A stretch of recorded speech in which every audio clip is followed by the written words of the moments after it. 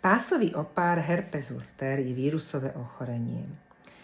Je to vírus, ktorý sa prejavuje tým, že najskôr pacient na jednej časti polovici tela začne pociťovať pálenie, svrbenie, mravčenie.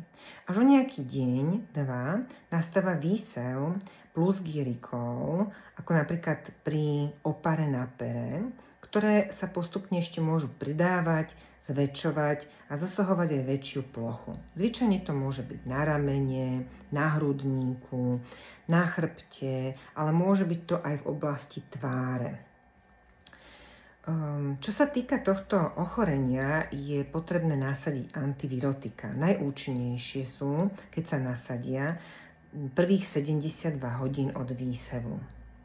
Ochorenie je infekčné a je nebezpečné pre osoby, ktoré majú oslabenú imunitu, alebo potom aj pásový opar v oblasti tváre, v oblasti nervus ophthalmicus, môže spôsobiť aj poškodenie rohovky.